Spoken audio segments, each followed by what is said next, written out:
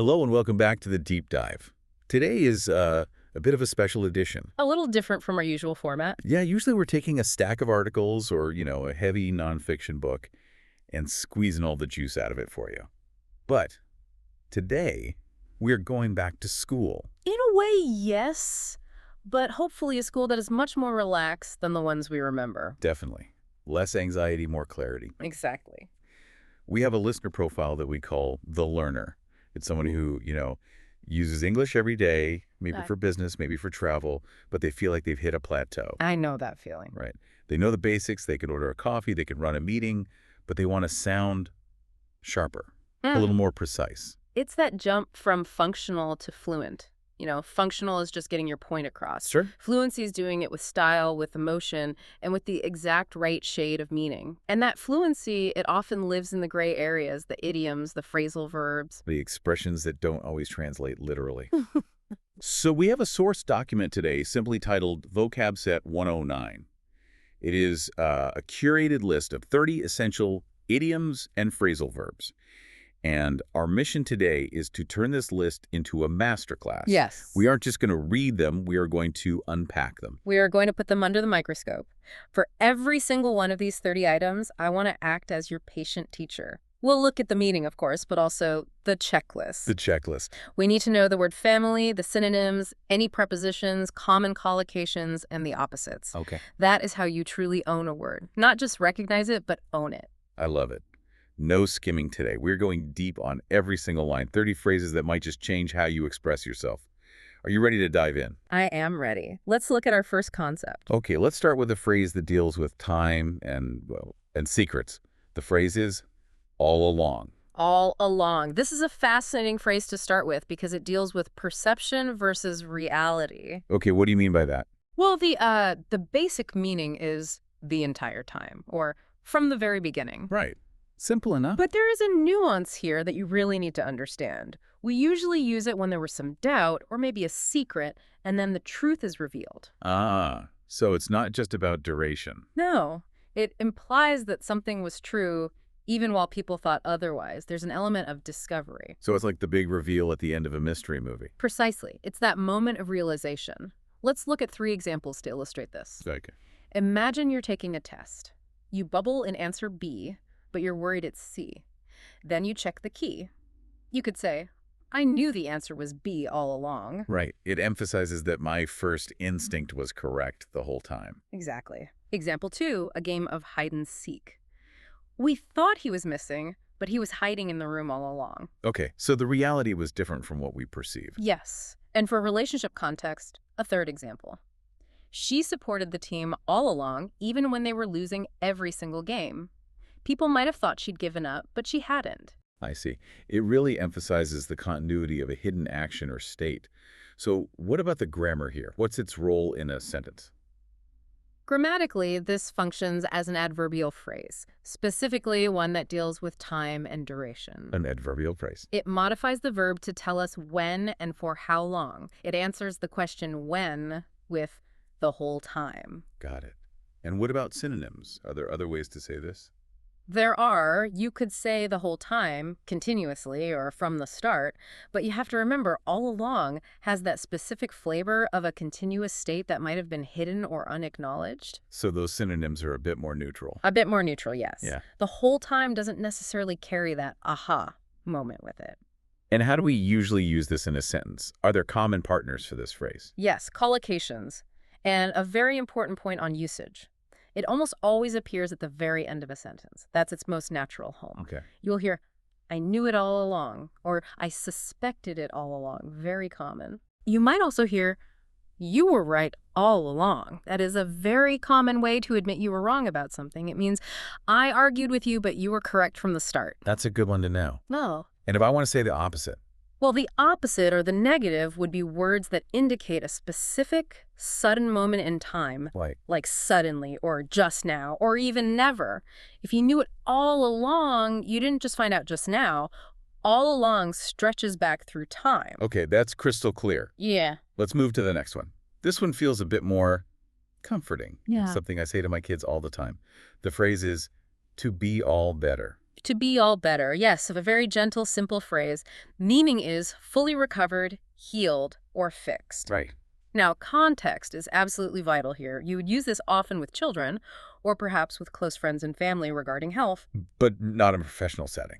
Probably not. You probably wouldn't use this in a high-stakes board meeting to describe a corporate merger. Right. You wouldn't say the quarterly earnings are all better now. Yeah. This sounds a little ridiculous. You could, but it would sound quite informal and perhaps a bit childish. As if you're talking down to the investors, it doesn't fit the tone. So where does it fit perfectly? Give me some examples. Okay. 1. Drink this hot tea and you will be all better in the morning. It suggests a complete return to good health. Classic. 2, for an object, the mechanic worked for 2 hours and now the car is fixed and all better. So it can apply to things, not just people. Okay. And the 3rd one, after a short nap, she felt all better. It seems like it's describing a state of being, so an adjective phrase. Correct. It is an adjective phrase describing a state of health or repair. And if we think about its word family, its semantic field, it belongs with medicine, recovery, or mechanical repair. And synonyms. What are the more formal ways to say this? More formal words would be cured, healed, recovered, or for an object, simply fixed. And are there any classic collocations? There's a very famous one, usually used by parents speaking to a child who got a little scrape. Oh, I know this one. Let me kiss it and make it all better. That's the classic usage, for sure. Or you might simply state how you feel. I feel all better. And the opposite? The opposite state would be still sick, worse, or for an object broken. If you aren't all better, you're still suffering in some way. Got it. Okay, let's harden things up a bit. Let's go from the nursery to the boardroom. The next item is a business classic. Ballpark figure. Ballpark figure. Yes, this is an idiom that has traveled from the sports field to the boardroom. The meaning is a rough numerical estimate. It's not an exact number. And it comes from baseball. It originates, of course, from baseball. If a ball is hit and it stays in the ballpark, it's playable. It's within the general boundaries of the field. So when you ask for a ballpark figure, you're asking for a number that is in the stadium of reality. Exactly. A great way to put it. You aren't asking for the exact seat number where the ball landed, just that it's in the stadium. It's all about managing expectations. Can you give me a few examples of how you'd hear this? Examples are crucial here. 1, a very common request from a boss. I know you haven't finished the budget, but can you give me a ballpark figure for the cost? Right. I need something to work with. Precisely. 2, I don't need the exact price down to the set, just a ballpark figure. Okay. And 3, the ballpark figure for the event attendance is about 500 people. It's not 492 or 511, it's about 500. This is definitely a noun phrase then. Yes, and it sits firmly in the semantic field of business, negotiation, and estimation. Okay, so synonyms would be things like estimate. Yes, estimate, rough guess, or a more formal word, approximation. And for collocations, how does it pair up with verbs? The verb is almost always give. Give me a ballpark figure. Or you might hear the phrase, in the ballpark. How is that used? Someone might guess a number and you'd reply, yeah, you're in the ballpark, meaning you're close. But if a guess is way off, we say, you aren't even in the ballpark. That makes perfect sense. And the opposite. What if you need the real number? The opposite would be an exact amount, a precise calculation, or a exactly. In modern usage, it has softened to mean emotional mess, but it's still a very strong term. So use it gently. Or maybe not at all, depending on the context. Very gently, yes.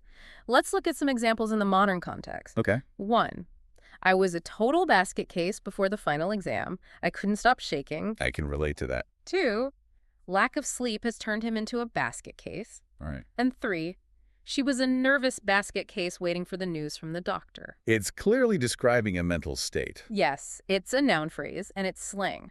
The concept group is mental instability or extreme emotion. And what would be some synonyms? Synonyms would be a nervous wreck, a mess, or a panic-stricken person. Are there common collocations? Things that go with it? Yes, you will often hear it intensified with total or absolute. He's a total basket case. She's an absolute basket case. Okay. And the opposite would be someone who's in control. Logically, yes. The opposite would be calm and collected, composed, or together, as in she really has it all together. Got it. Okay, let's talk about communication style. This next idiom is one I think we are all guilty of sometimes. Beat around the bush. Beat around the bush, a classic idiom. It means to avoid talking about what is actually important, to speak indirectly, or to delay getting to the main point. Where does that expression come from? It's so specific. The imagery is from hunting, and it dates back centuries. Hunters would hire people to literally hit the bushes, beat the bushes, to scare the birds out so they could be caught. Oh. But if you were afraid of what was inside the bush, maybe a wild boar, you wouldn't hit it directly. You would beat around the bush cautiously, avoiding the center. So it implies fear or hesitation. You don't want to confront the main issue. Exactly. You are circling the topic because you are afraid to address it directly. Can you give me a few examples? Of course. 1, a very direct command. Stop beating around the bush and tell me the truth about what happened. I've definitely said that before. 2, he beat around the bush for 10 minutes before finally asking to borrow money. That is a classic scenario making small talk when you really want a favor. Right. And 3, I don't have much time, so don't beat around the bush. Just say what you mean. So it's a verb phrase describing a way of communicating. Correct. It relates to communication styles. What are some synonyms for it? You could say avoid the issue, stall, or, here's a good fancy word for it, equivocate. Equivocate. I like that. And collocation. The most common collocation is the command form we just used. Stop beating around the bush. And the opposite is pretty obvious, I guess. The opposite is very clear, yes. Get to the point, be direct, or speak plainly. Okay, next we have a cluster of 3 terms. They all start with the word big, but they mean very different things. Let's tackle them one by one. First up, big deal. Big deal. Let's focus on this one first. The literal meaning is straightforward. Something important, a major event. Okay. However, and this is very important, English speakers, especially Americans, love to use this sarcastically. Ah, okay. The tone of voice is everything here. Everything. So, example 1, the serious usage. The wedding is a big deal for the family. This means it truly matters. Makes sense. Example 2, sarcastic. So you learn to tie your shoes. Big deal. This means, who cares? I'm not impressed. Right. And what's a third way you might hear it? For reassurance. Don't worry about being late. It's no big deal. That reassurance one is something I hear constantly. Sorry, I'm late. No, it's no big deal. Exactly. It's used to make someone feel better. So synonyms for the serious meaning are major event or important matter. And the opposite? The opposite is a triviality or a small matter. Okay, that's clear. The second, big phrase, big head. This sounds anatomical. It refers to anatomy, but metaphorically. If you have a big head, you are arrogant. You think you are better than others. Like your ego is swelling up. Imagine your ego is expanding so much it's stretching your skull. That's the image. Got it. What are some examples? 1, winning the championship really gave him a big head. 2, a piece of advice. Don't get a big head just because the boss complimented your work. Stay humble. And 3, a common joke. He has such a big head, he can't fit through the doorway. So the synonyms here are all negative personality traits. Yes, words like arrogance, conceit, or ego. And the opposite. The opposite is modesty or humility. We might also talk about someone having a level head, which means they are balanced and not arrogant. A level head. I like that. Yeah. Okay, and the third one in this group, big shot. A big shot is a powerful or important person, usually someone with a lot of influence or money. Like a VIP. Exactly. A VIP is a perfect synonym. For examples, 1, the CEO is a real big shot in the tech industry. Yeah, 2, he walks around acting like a big shot, ordering everyone around. This has a slightly negative feel. I can picture that person. And 3, she knows all the big shots in Hollywood. So is it always negative? Acting like a big shot sounds bad. Not always, but it can imply someone who thinks they are important maybe more than they are. The synonyms tell a story. VIP, tycoon, or a more modern one, influencer. Right. And the opposite? The opposite would be a nobody, a subordinate, or an underdog. Excellent trio there. Let's move to the next item. Another slang term often used when things go terribly wrong. Blow it, or blow something. Blow it. This is very common, especially in American English. The meaning is to fail significantly. Specifically, To make a mistake that ruins a good opportunity. It sounds violent, like you're destroying the opportunity. It does feel violent, doesn't it? To blow something up, it implies the opportunity is completely destroyed. Can you give me some examples? Of course. 1, I had a chance to win the game, but I blew it at the last second. Oh, that's painful. 2, a warning. This is a great job offer. Don't blow this opportunity. Right. And 3, he blew the interview by arriving 20 minutes late. The opportunity was lost because of that one mistake. It feels very final. You can't unblow something. It does. It's a verb, usually used as slang. It sits in the semantic field of failure and mistakes. And synonyms. Common synonyms are mess up, ruin, or bungle. And collocations. What do you blow? You can blow a chance, you can blow the game, or you can just, blow it. And the opposite. What do you do when you don't blow it? The opposite is success. So you could just say succeed, or in more informal slang, you could say you nail it or ace it. I aced the interview instead of blowing it. Perfect. Okay, related to blowing things. The next phrase is blow things out of proportion. Blow things out of proportion. This is a very visual idiom. Imagine a small balloon. You keep blowing air into it and blowing until it's giant. Okay. That is what you are doing to a problem or a situation. You're making it bigger than it really is. Exactly. The meaning is to exaggerate the severity or importance of a situation. It means you're overreacting. Can you give me some examples of that? Sure. 1, it was just a small mistake. Please don't blow things out of proportion. A very common thing to say in an argument. Very. 2, the news media tends to blow things out of proportion to get more views. Also very true. And 3, she blew the argument out of proportion, and now they aren't even speaking to each other. So it's all about scale. A small problem becomes a huge one. Yes. It's a verb phrase. The concept is exaggeration and reaction. And what would be some synonyms? Exaggerate, overreact, or dramatize. Is there a specific preposition I need to remember? Yes, and it's important. You blow things out of proportion. That's a fixed part of the phrase. Out proportion. Got it. Got it. Any other common ways to say it? You'll often hear it intensified. He blew it way out of proportion. And the opposite. How would you describe not doing that? The opposite is to understate, downplay, or my favorite, keep things in perspective. Next up is a phrasal verb with 2 distinct phases. The phrase is break into. Break into. This is a great example of how context changes meaning completely. So there are 2 meanings. 2 very different meanings. Meaning number 1 is physical and negative. To enter a building illegally or forcefully. Okay, like a robbery. Yes. And meaning number 2 is metaphorical and positive. To successfully enter a new profession or a new market. Ah, okay. That's a huge difference. The examples must be key here. They are everything. Let's look. Example 1, the illegal meaning. Someone tried to break into the house while we were on vacation. Here we are talking about burglars. Right. Example 2, the professional meaning. It is very hard to break into the music industry. Here we are talking about finding your first job. Okay. And example 3, the business meaning. The company wants to break into the Asian market. Here it means gaining new customers. So one involves a crowbar, and the other involves a resume or a marketing plan. A perfect summary. Yeah. But notice what they have in common. Both imply resistance. How so? The house is locked. The industry is closed off.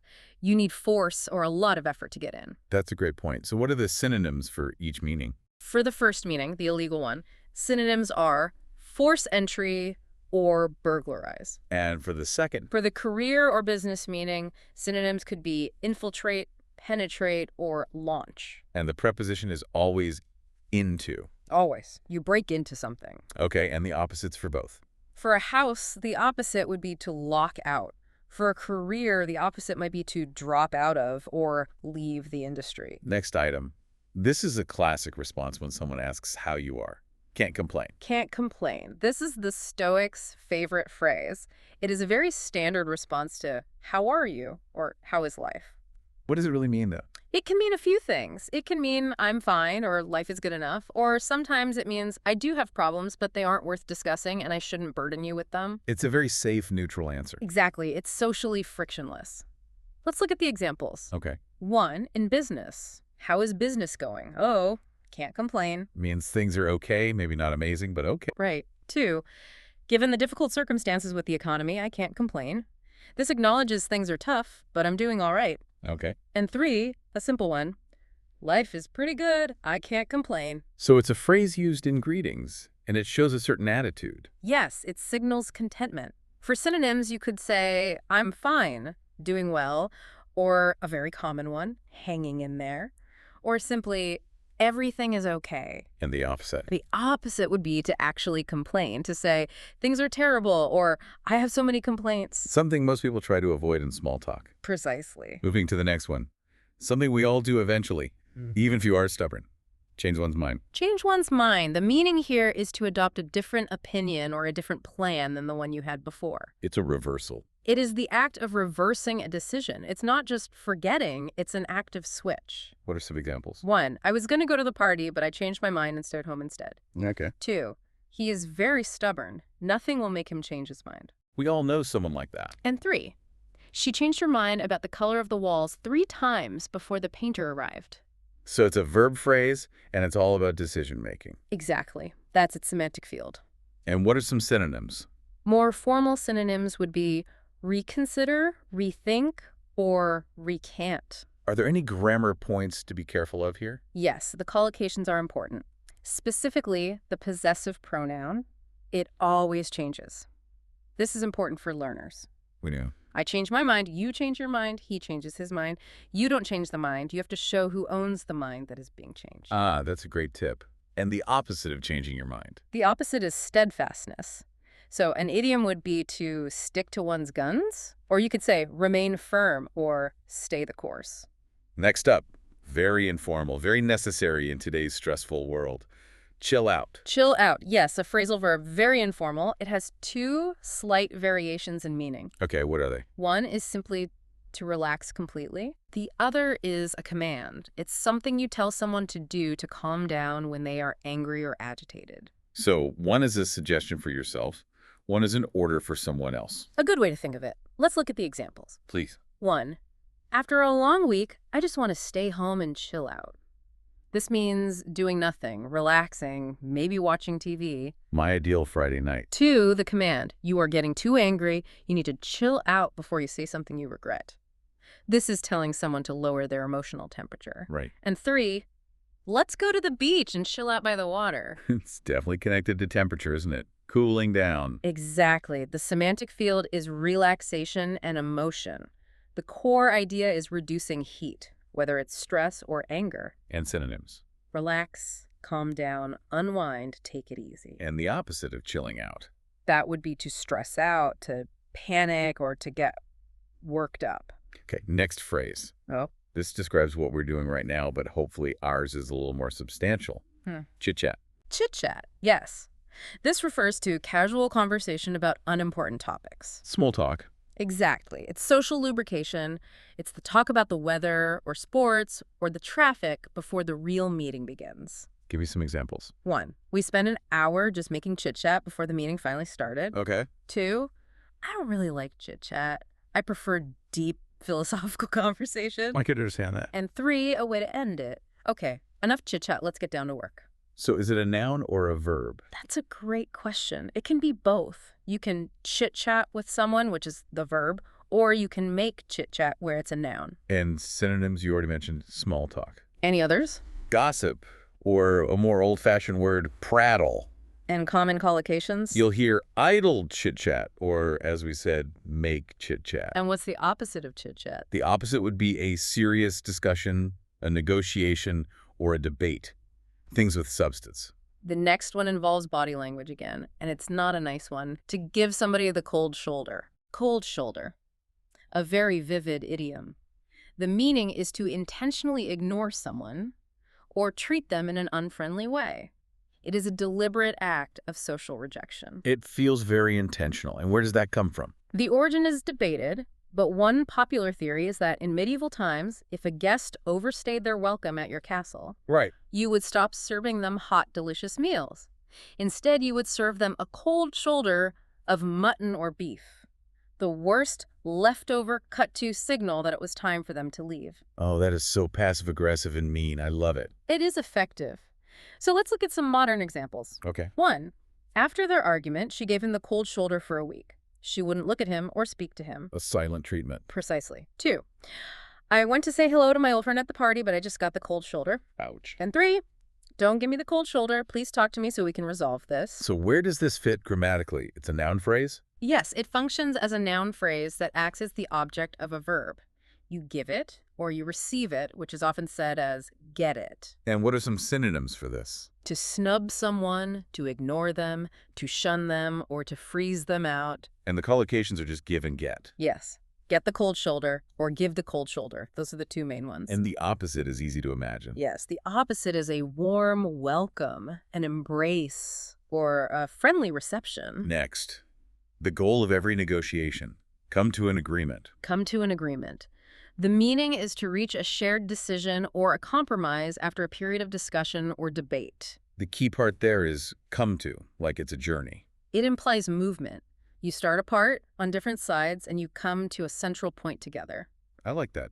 Can you give me some examples? 1, after hours of talking, we finally came to an agreement on the price of the car. Right. 2, the 2 sides could not come to an agreement, so the deal failed. The negative version. And 3, it is important that we come to an agreement soon, before the deadline. It sounds quite formal. It is somewhat formal, yes. It's a verb phrase that you'll hear in conflict resolution, in law, and in business. What are some other ways to say it? Synonyms. To agree, to settle, to reach a consensus, or to strike a deal. And are there prepositions to watch out for? Yes. You come to an agreement on a specific topic or about a general situation. We came to an agreement on the salary. And the opposite. The opposite is to disagree, to reach an impasse. That's a great term for being stuck, or to fall out. Next phrase. This is a concept we talk about a lot on this show, especially when we discuss science or innovation. Conventional wisdom. Conventional wisdom, a very useful noun phrase. It refers to a belief or an opinion that is widely held by most people. What everybody knows. Exactly, but, and this is the key part, it implies that this belief is not necessarily true, or at least it hasn't been proven. It's just what everyone says. It's the accepted truth of the tribe. Okay, can you give me an example? Sure. 1, conventional wisdom says you should drink 8 glasses of water a day, but is that really scientific? Right. It's questioning what we all assume to be true. Exactly. 2, the startup succeeded by challenging conventional wisdom. They did what everyone else said was impossible or a bad idea. The story of every great innovator. It often is. And a 3rd example, a general truth. Unfortunately, conventional wisdom is often wrong. So it's the status quo of thought. Yes. Synonyms are common belief, accepted opinion, or orthodoxy. And how is it often used? The collocations. You very often hear about people who challenge conventional wisdom or defy conventional wisdom. And opposite. The opposite would be an unconventional idea, a radical thought, or a new discovery. Something that breaks the old model. Let's look at fashion and trends for the next one.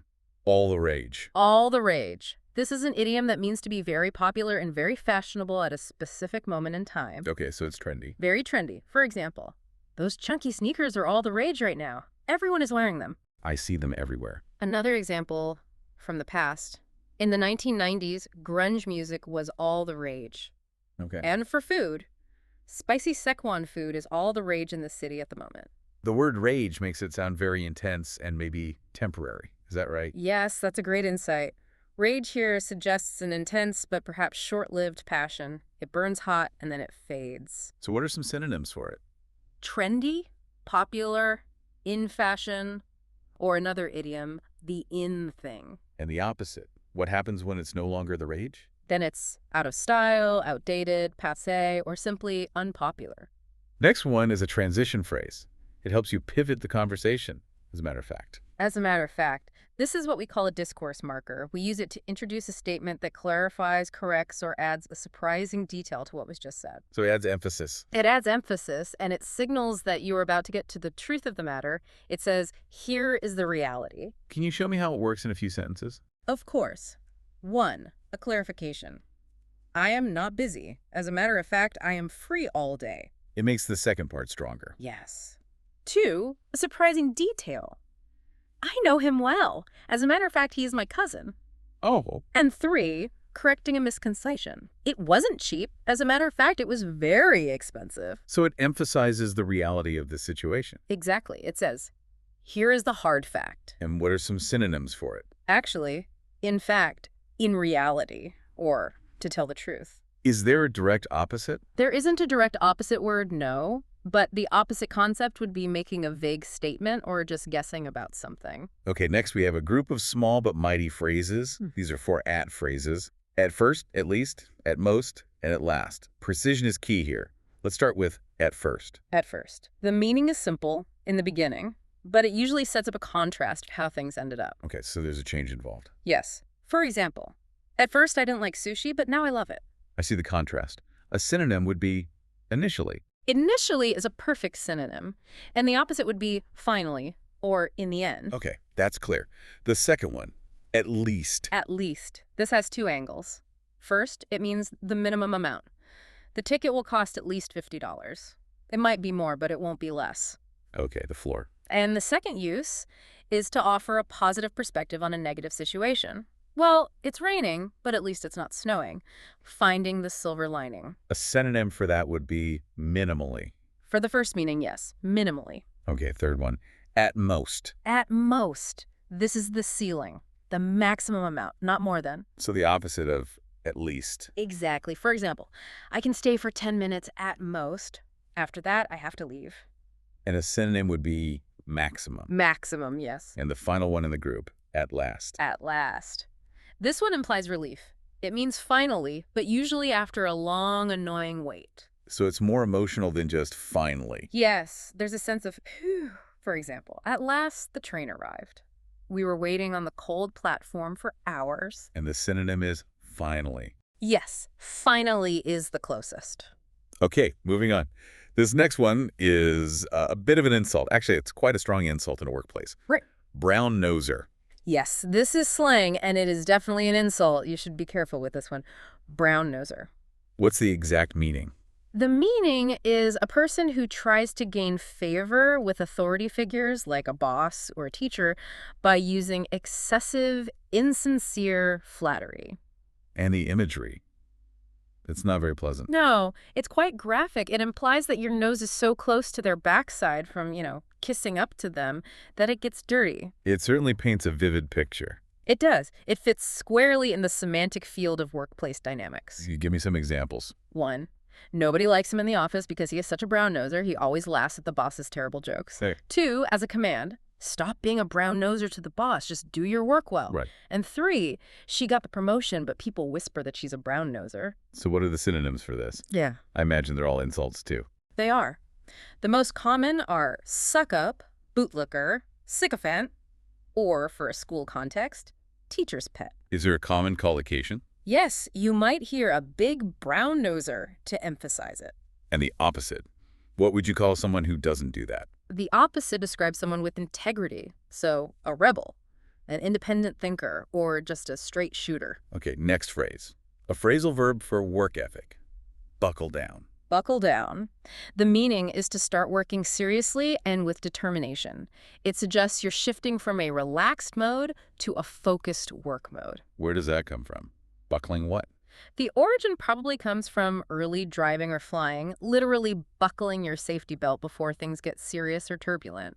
Or perhaps from fastening armor before a battle. Getting ready for action. Exactly. For example, 1, we have wasted enough time. We need to buckle down and finish this project. Okay. 2, if you buckle down and study for the next week, you can pass the test.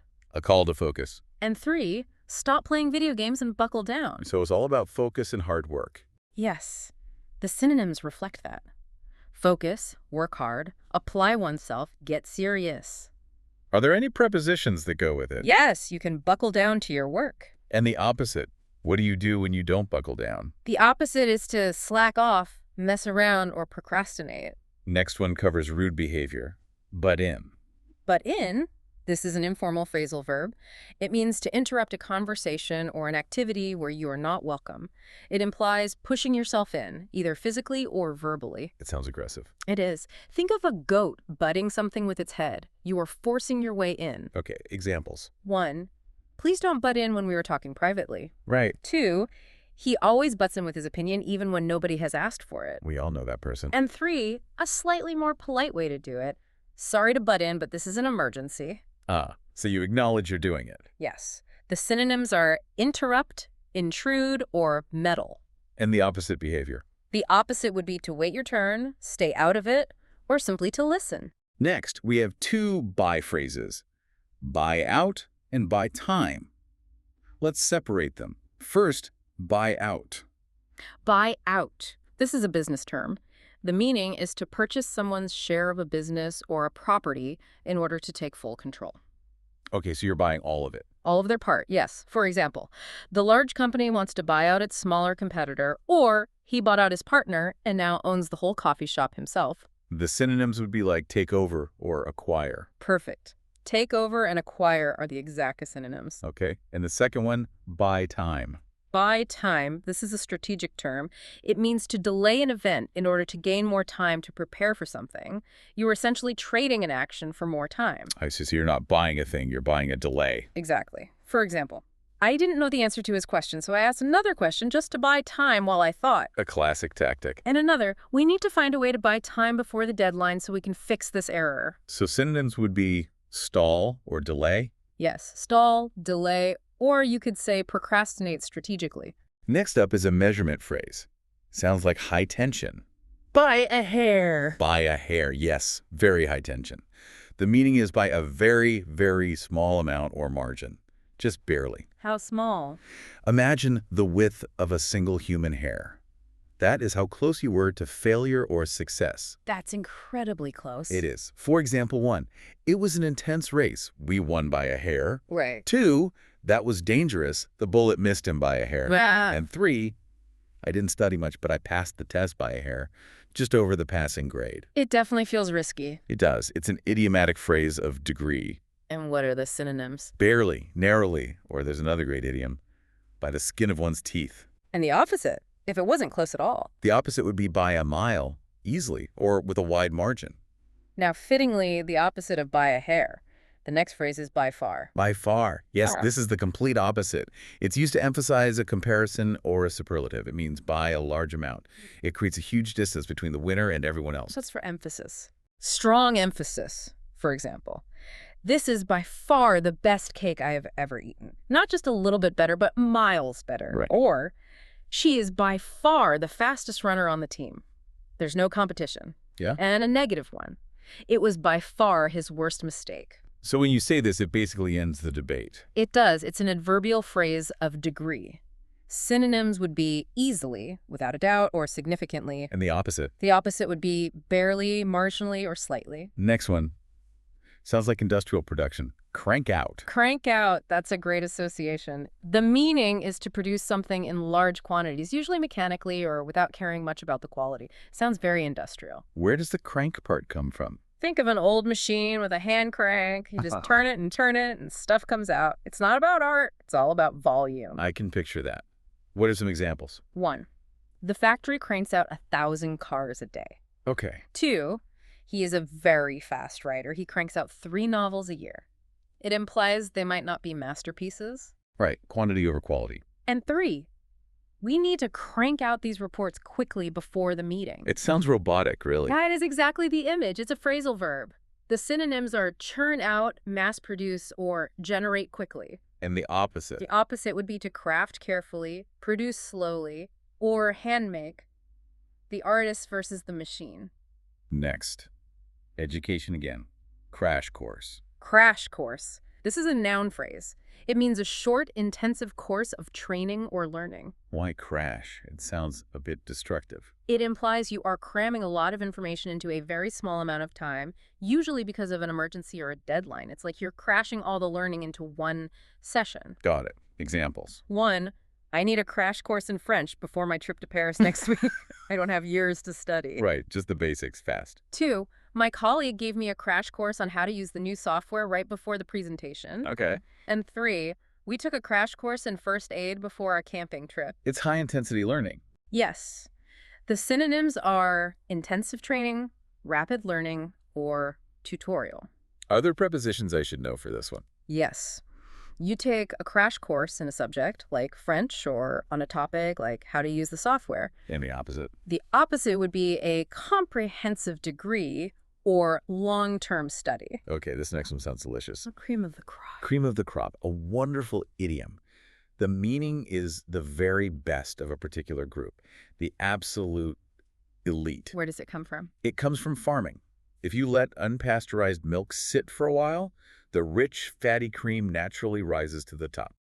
So you're getting the best part. You were getting the best part of the milk. It's a great visual. What are some examples? 1, these students are the cream of the crop. They are all geniuses heading to top universities. Okay. 2, we only hire the cream of the crop at this law firm. And a third? This vintage of wine is considered the cream of the crop. It feels very elite. It is. It refers to quality and hierarchy.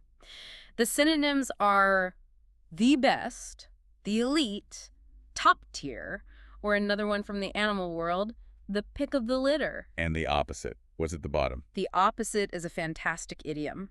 The bottom of the barrel. Or you could say the worst. Or just mediocrity. Almost there. We have another group featuring the word crunch.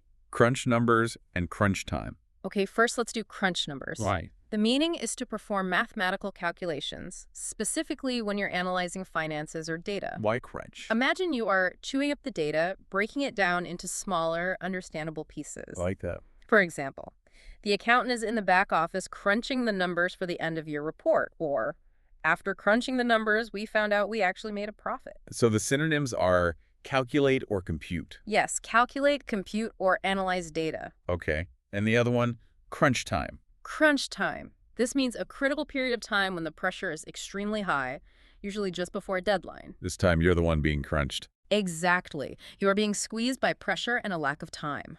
For example, we have to work late all this week. It's crunch time. The last week before a project is due. Yes, or in sports. The team always plays its best during crunch time in the final 2 minutes.